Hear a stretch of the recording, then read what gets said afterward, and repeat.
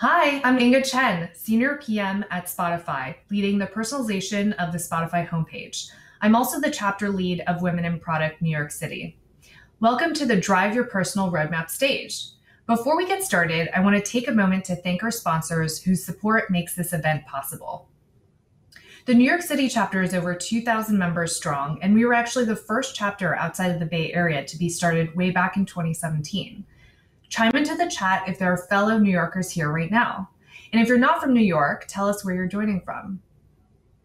During the presentations, be sure to drop your favorite speaker quote, take screenshots, and share on social. Let the world know what you're learning.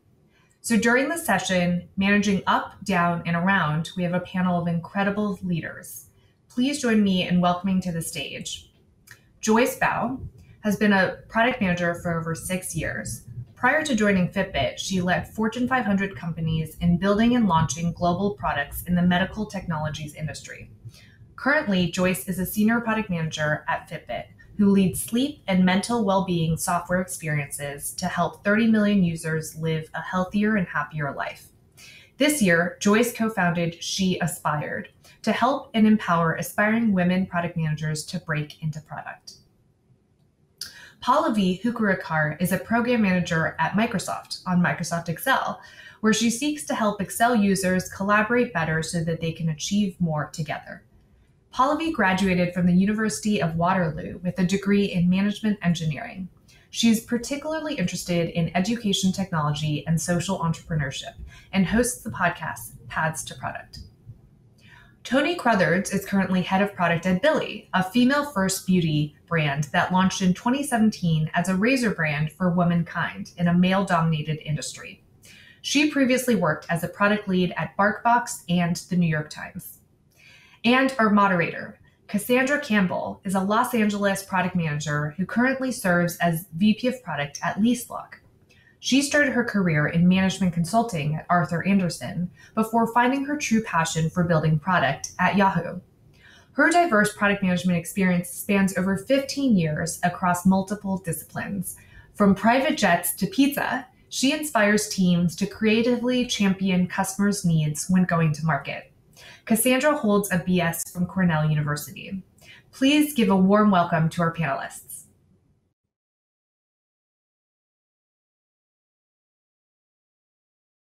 Hi, everybody. We're so excited to have you here to listen to the panel about how to create influence to manage your career up, down, and around. My name's Cassie. I'm the Vice President of Product at LeaseLock, which is an insurtech company in Los Angeles. And I've got three awesome women here with me today that have learned throughout their career how to create influence and to share some insights with you. So first, we've got Pallavi Hurkarakar from Microsoft. We've got Toni Crothers from Billie, and we've got Joyce Bao from Fitbit. So welcome, ladies. If you could each start off first with an intro about where you are in your career stage, because I think we have a really nice variety of people in different stages of their career. And then what you think of as far as, or actually what's the moment in which you realized you should become an advocate for yourself in your career? For sure.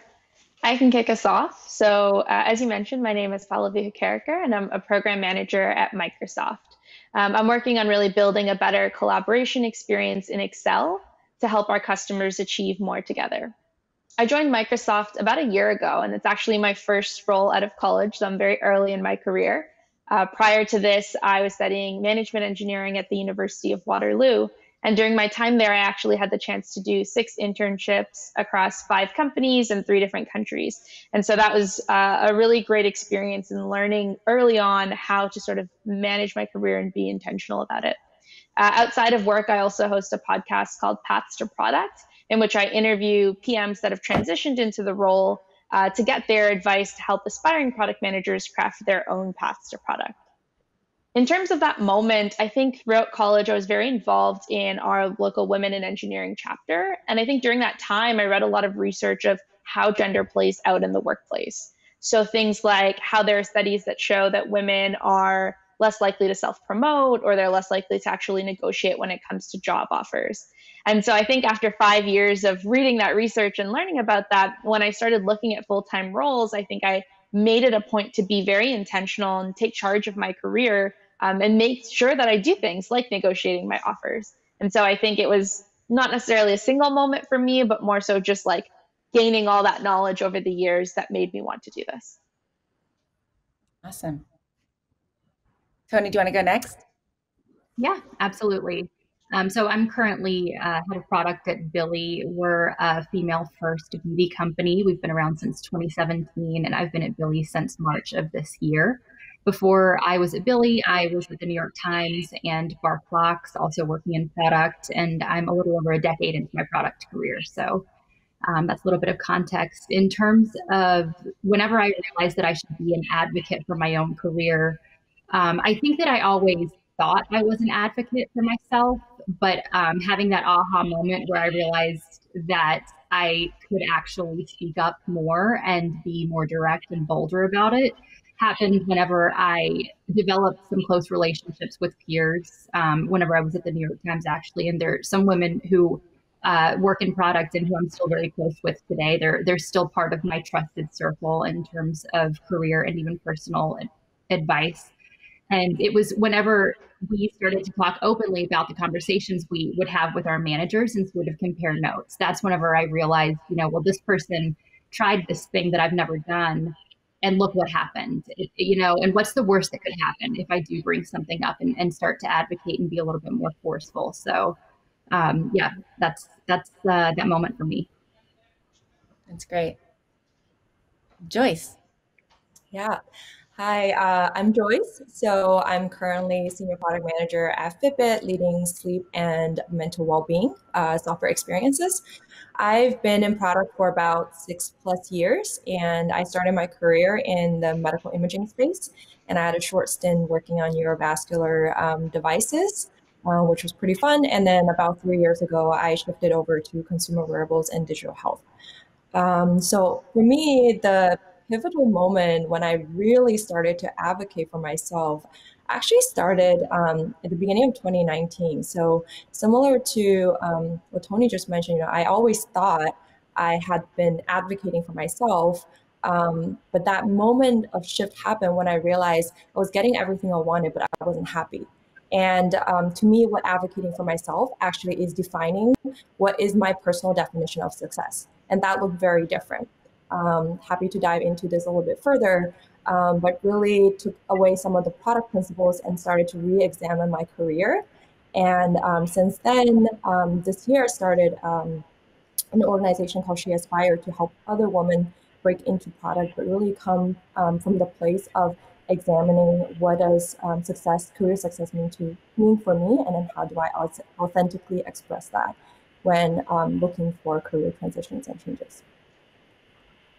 I think that's really interesting. There are a couple of things that you all had mentioned that were good there, but Tony, you said that you had peers that talked and compared notes, which I think is great. And then Joyce, you spoke a little bit about defining what success meant for yourself. Maybe you can go into a little bit more detail, Joyce, on tools that you'd suggest that people have, because it's easy to talk about, but how do we actually, if somebody wants to say, I'm going to start figuring this out for myself, what's some tool sets that they can refer to? Yeah, so I actually think the best tools are to apply the product management principles to your own career. At one point in my career, I realized that our career and our life actually is a product in itself. And using some of the skills that we use day to day in our career is great to shape our own career in the direction that we want to go. So I'll just give 3 tips. So the first is to really start with a vision. So similar to building a product, when you're looking at your career, you also want to start with looking at and consider what is your career vision. Where is it that you want to go, and what really matters to you? What's the purpose? Because when you know what your career vision is and what that North Star look like, you can really align the rest of your actions towards achieving your career goal. So that's the first step. And the second step for me is to define your value proposition. So similar to building a product, you want to know what are your strengths and weaknesses, and where is it really that you have a domain expertise and can add value to a team. This will make you so much more valuable when you're trying to advocate for yourself for that next level promotion or that next role. So I recommend actually doing some internal customer research if you're trying to get a promotion within the company, just to understand where you stand and what might be some of the needs within the organization. And if you are looking at positions outside of your company in the industry, you can actually do some external market research by talking to experts in other companies to kind of understand what are the current market demands. So understanding and defining your value proposition and having that consistent messaging is really important when you're advocating for yourself for your career. And the third tip is to actually create your own career roadmap. So I love that this conference theme is on building a personal roadmap. And I think this is something that's actually really important to help others to paint that picture of where is it that you want to go in the next 12 months and add a little bit more granularity. So I have been getting in the habit of building a career roadmap and sharing that with my board of mentors. And this is also a really great tool to share with your managers and bring it up in your one-on-ones. By showing your manager exactly where you want to be in the next 12 months, you can actually bring your manager into the conversation and have your manager be a stakeholder in building your career roadmap so that they can help you stay accountable in your goals and also advocate for you when it's time for promotion. So these are my 3 tips, and I think they're pretty simple. It's something that we use every day for our products, and you can translate that to your career.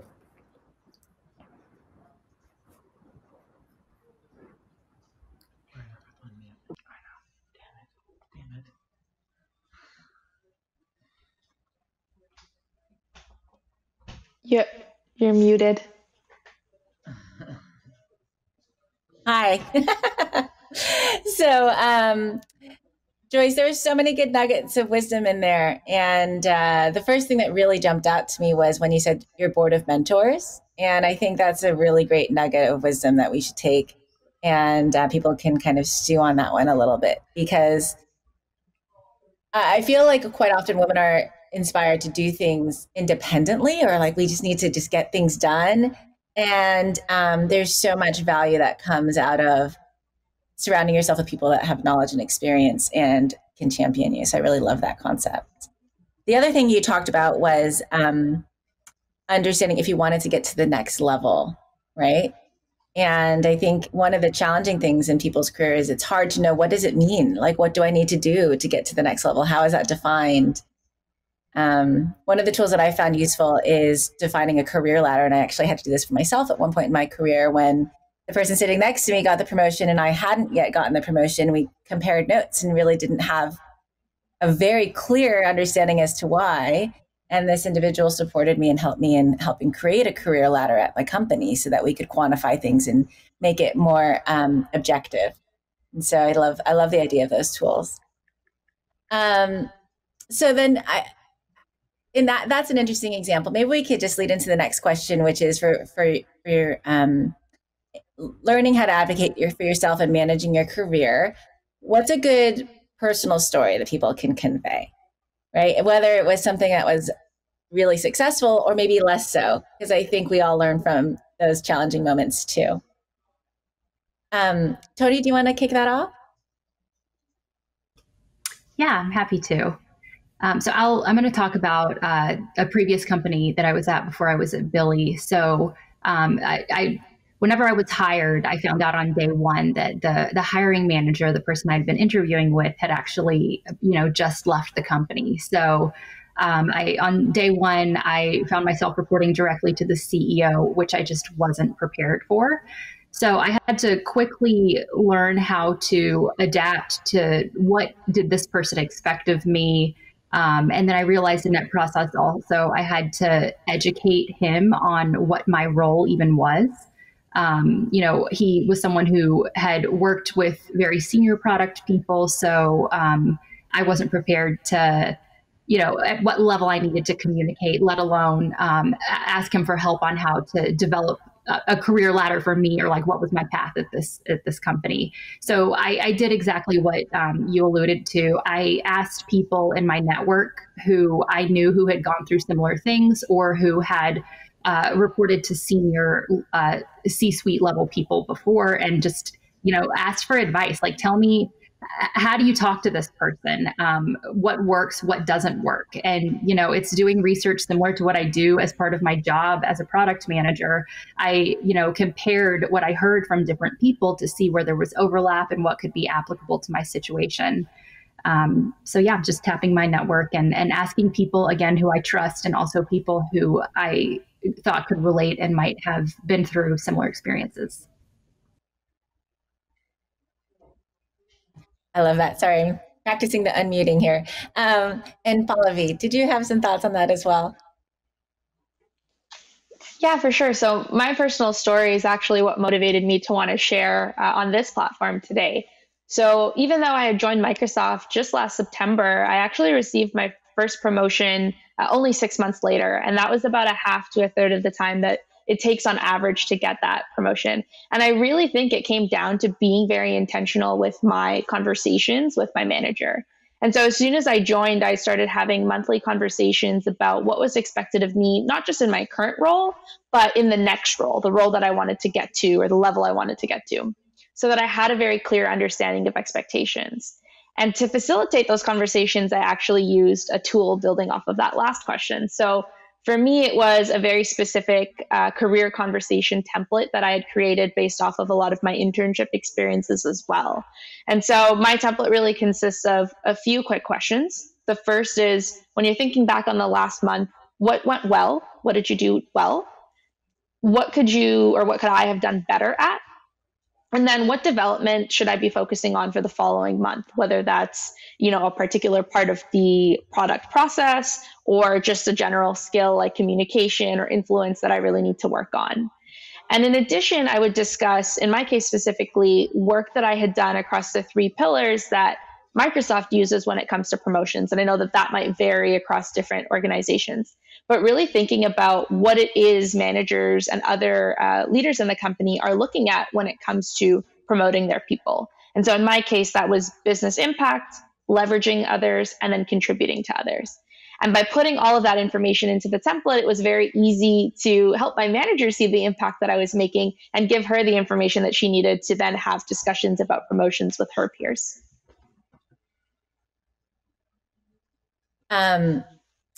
That leads us into another good question. And again, I love how we have women at different stages of career here. And Pallavi, as the early career stage woman on the panel, is it ever too early to start advocating for yourself in your career? Yeah, I would have to say there's no such thing as being too early to that. I mean, in my mind, even there's more I could have done in my internships, even to really start building those skills. So now that I'm in my full-time career, I can really effectively advocate for myself. And I think, one of the things that I realized, especially being so early in my career, when I chat with other women in product, is if I can do it this early in my career, honestly, anyone can do it and really should do it, because I think we really deserve to advocate for ourselves. And that feeds into then, for a few of us, maybe we can share some examples as to what has potentially blocked us in the past. And I also love, Joyce and Tony, you'd said you'd felt like you'd been advocating for yourselves throughout your career. Then you had this moment of, I think I can level this up a little bit, right? So, Tony, do you want to start off with thinking about what is it that maybe had blocked you in the past, and what was that kind of aha moment that you overcame? Yeah, absolutely. So for me, early on in my career, I believed that, prioritizing my work was the way that I was advocating for myself. And I realized that, of course, I have to I have to nail what I'm doing, and I need to, exceed expectations there. But I also have to like tell my story and make sure that I am saying what I need, asking for the support I need, and then setting expectations for what I want. So I think prioritizing, myself as a product person, but then also prioritizing my career for myself, figuring out that those were two separate things is what really, I think, was a turning point for me. So the challenge that I continue to face related to that is just not having enough time in the day. So obviously, when I feel totally overwhelmed and crazed at work, I'm focused on getting my job done. What do I need to deliver for the people who rely on me? What do I need to deliver upwards? So thinking about my own personal development and my career path is one of the easiest things for me to deprioritize, because ultimately that's just for me. So I do have to constantly remind myself, and conversations like this with you ladies and, being active in the Women Product Group is a great reminder of that, because I know that if I don't prioritize that, no one's going to do it for me. When you said you put the work ahead of the career, I've lived that experience. And so it's really resonant as well. And it's really important to get to a space where you feel like you can do both. Joyce, you also had some thoughts, I think, right? On what maybe blocked you in the past and how you overcame it? Yeah, I definitely share a very similar experience to what Tony just mentioned. So a little bit of my own story, and I think it's a journey of a mindset shift, really. When I first started my career, I was very much in this mindset of, I need to demonstrate my performance. So before I'd go into my one-on-ones, I would feel super nervous. Like sometimes I could even feel my heart palpitating going into one-on-ones with my manager, because I felt like walking into those one-on-ones, I was going to get a report card or a grade on my performance. And it wasn't until after a couple rounds of performance reviews or these cycles when I realized I wasn't really getting what I really wanted in my career. Like I wanted to move up, I wanted to get promoted. And all my one-on-ones have been going pretty well, talking about what I've done, how I've succeeded in the work that I'm doing, but I wasn't really getting my own career needs met. So I had to learn to find another way. So in that process, as I was discovering different tools and different ways of managing conversation with my manager, I actually learned through talking to a couple of mentors to really treat one-on-ones as a way to build a relationship with the manager. So that totally changed my mindset, because managers are not this kind of all-powerful, authoritative figure that is just passing judgment and handing you a report card. So I really kind of put myself in this mindset change of seeing my manager as an ally, as a coach, and building that rapport and relationship. And similar to the other relationships in our lives where it's really important to show up to the relationship, I learned to show up to my one-on-ones. And that means being really prepared and having a template, sending out the agenda to my managers in advance. So this is something very similar to what Pallavi mentioned, which is I always document what are my progresses and accomplishments, and aligning on priorities with my manager, and then talking about my career goals and summarizing action items at the end of the meeting. This shows my manager that I really respect and value the time that they're spending with me.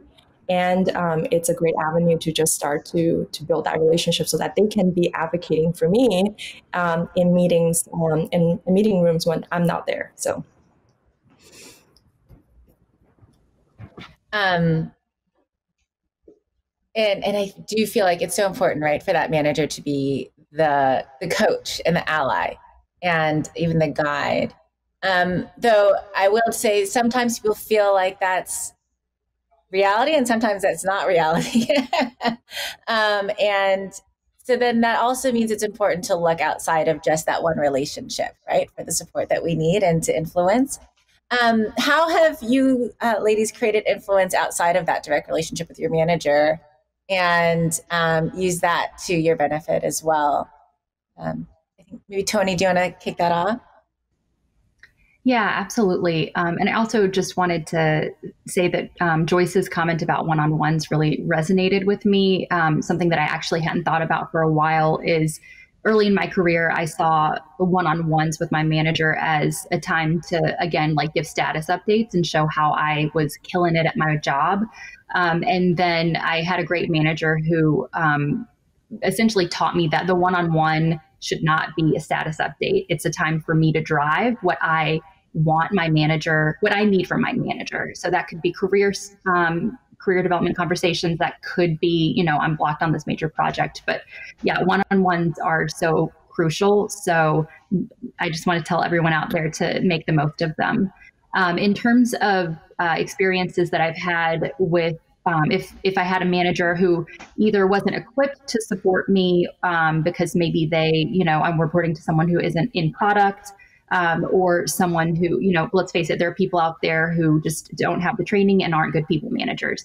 And so the solution that I have found for that is, again, going back and tapping my network of people who I've trusted. So I have, again, close peers, but then there are also some people in more senior positions at companies I've worked for in the past who I reach out to. And oftentimes I'll try to talk myself out of it. I tell myself they're too busy, I don't matter to them.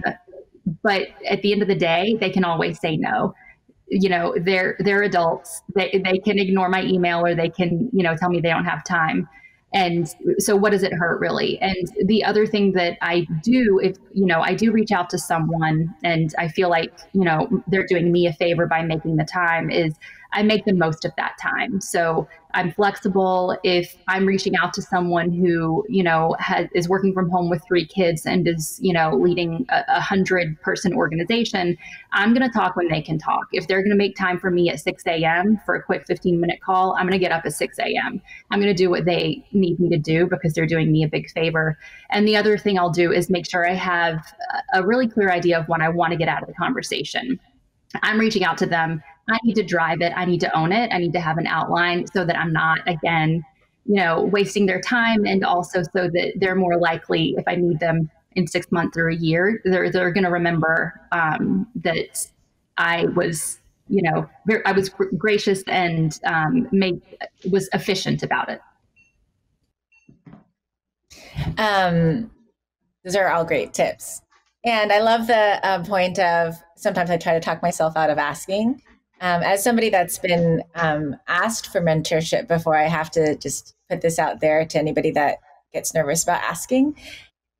When I come home at the end of the day and I've had a coffee that's been a mentorship coffee that I felt like has been meaningful for that individual, that's the story I come home and tell my husband about at the end of the day. It's not about that feature that we launched or whatever. It's like, there's this woman and we had this great conversation and connected, and I think that it might have helped.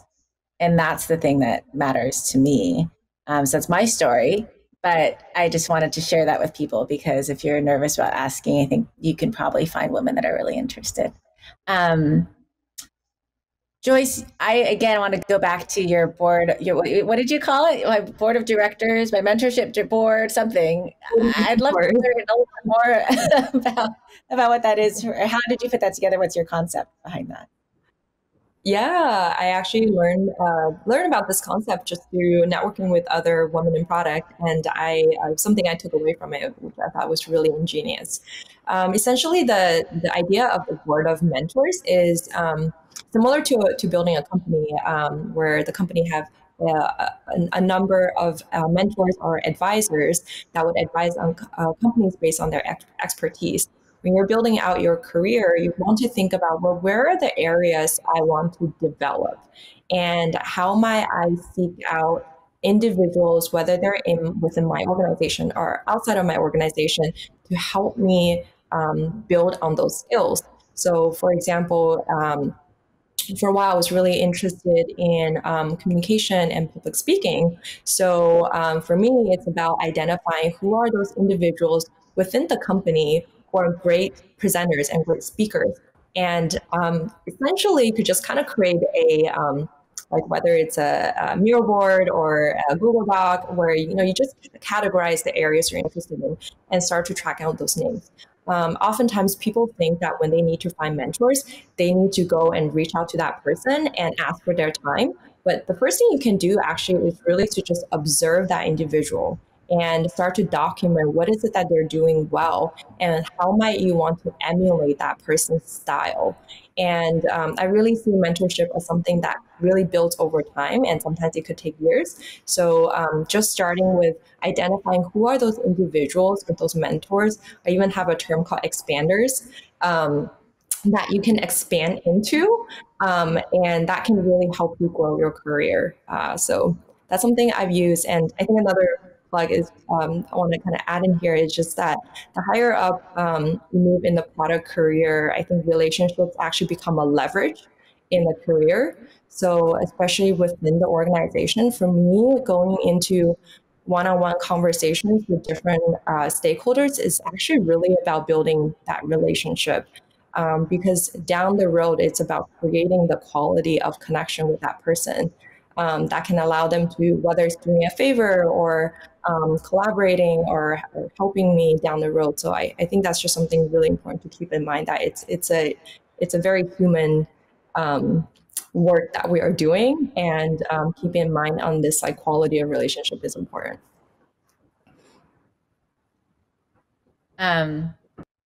Yeah, I like the kind of long game view of that too, and the more humanistic view. One of the other tips that I would say, because we had talked about mentorship, of course, we talked about it with your manager, we talked about bringing in kind of a mentor circle or expanders. And one other thing that happens is there's like your peers, right, within the organization. One of the tips that I would share is that whenever I, as a manager, hear, for example, somebody say a compliment to someone about going the extra mile, something that they've done that's just indicative of performance, I'll actually, as a manager, say, can you shoot me that in an email so I have that? And I actually also encourage my teammates, if they receive a compliment in the hallway or after a meeting, it's okay to ask for an email that says, hey, can you just shoot one to me and my manager? I think that'd be really helpful come time for a review or whatever the process is within your organization. So that's another little tip that I threw out there. So I'm curious how you would coach people in the audience to manage their careers, like in terms of relating to maybe where you are now. So if people wanted to go through, we could talk about where are you in your career, and how are you, what's your self-coaching or your self-management process right now? And then maybe the tip that you would leave with people in the audience. Should we just start from the top? So Tony, do you want to kick us off? Yeah, absolutely. So thinking about advice for the audience on how to manage, how to coach yourself, and then also how am I coaching myself right now? Yeah, the biggest thing for me is making the time to self-reflect. So some questions that I don't remember where I heard this, and I may have been at a Women in Product group, I think actually at the New York chapter. I heard a speaker say, what do you do better than anyone else? And that is the thing that you can, continue to build on. It helps, being aware of your strengths helps you build confidence in doing that work.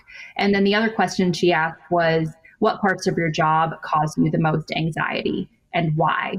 And having an awareness of those weaknesses can help you see potential blind spots, and obviously lets you know when to ask for help. So that for me is constantly changing depending on what organization I'm working in, what product I'm working on. Being just self-aware of the things that make me feel good and the things that make me feel bad, and why is that, and how can I make changes so that I feel like I'm able to move forward and move beyond those things. I feel that whenever I am thinking about those things and asking myself those questions, I'm able to produce better work. And then the other thing for me is just listening to feedback. And I'm talking about, maybe it's personal feedback that I'm getting in a review, or just feedback about a project from a stakeholder.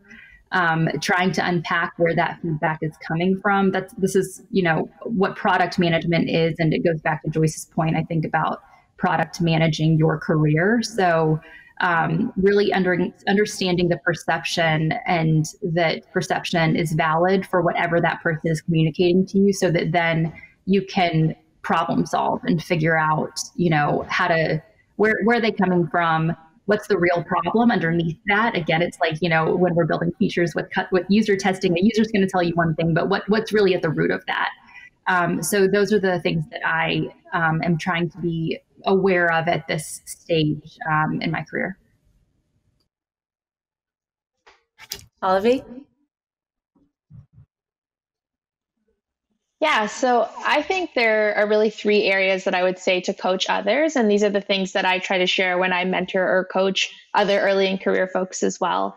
I think the first, and this goes back to the question around what was the blocker really from being an advocate for my own career. For me, it was always confidence.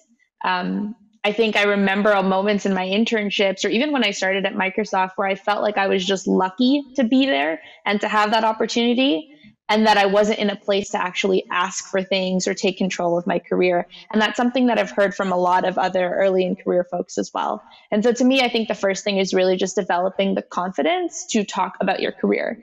And that can happen in different ways for different people. So for some people like myself, I think that was just an internal emotional thing where I needed to spend time internalizing that, hey, I'm worth it. I do provide value to this company. I can advocate for myself. For others, that might be more driven by like numbers or proof. That can look like quantifying the impact that you've made and using that to feel more confident in the impact that you're making. The second thing I would say is really putting into place systems or structures that let you take action on your career. So that would look like having career conversations at a good cadence. So for me, that was monthly. And then using tools like the career conversation template that I talked about, as well as some of the product management principles that Joyce shared, to really make sure that you're taking the time to then invest in your career. And the last thing I would say, similar to what Tony was saying, is not shying away from feedback at all. I think feedback really is your friend. I think I'm a firm believer that in order for you to get better at anything, you need to be aware of the areas where you can actively work to improve. And then you need to take the time to actually invest and try to get better. And so I always recommend to people to solicit as much feedback as they can, whether it's from managers, from the peers that you work with, from people even that you might mentor, and try to reflect and come up with actionable ways to improve upon that. And so in terms of my own career, I think I'm using a lot of the things that I just discussed. For me at this stage in my career, I'm really looking for developing my key PM skills, really honing in on those. And then at the same time, trying to move myself at a good promotion velocity. And so again, that goes back to really working on improving and then having good conversations with my manager.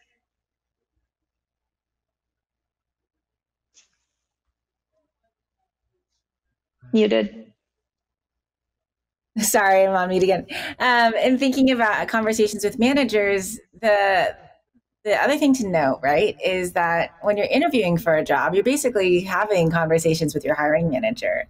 And I think in selecting an opportunity, right, not getting an opportunity, but in selecting the opportunity that you've chosen for your next step in your career, it's important to understand that person is going to be a advocate for you in your career, and to ask them about how they coach people and to ask them what those one-on-ones are like.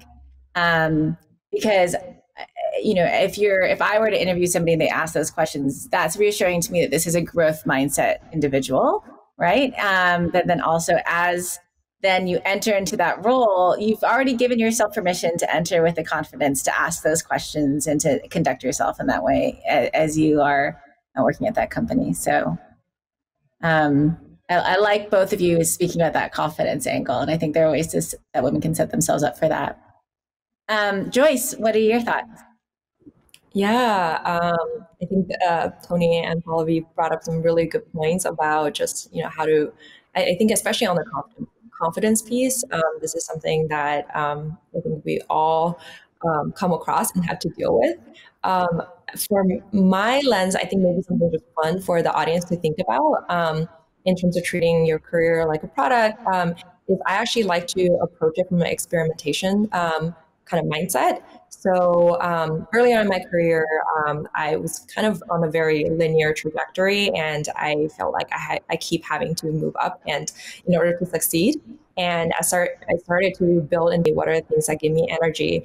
And I run all sorts of experiments in my own career in terms of the things I like to do in order to expand my skills and also make my product career a little bit more interesting. So I think it's really, really important to bake in that experimentation mindset when you're thinking about your own career. So it's less so about having to succeed, but it's really about trying and getting different data points and understanding more and more about what is it that you really enjoy. And to me, that is really my definition of success. And I think this can also help folks formulate their own success metrics and build a career that actually bring them joy. I think that's a very good expansive note to kind of conclude on, Joyce, right?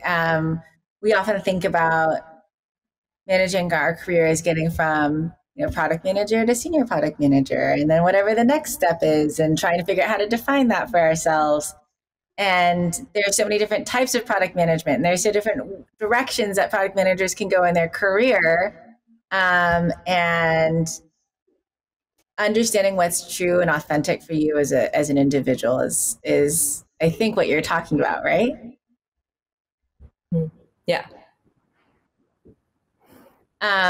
So with that, I think we are concluding the panel portion of this, and we'll be able to hopefully do some Q&A in our interactive session.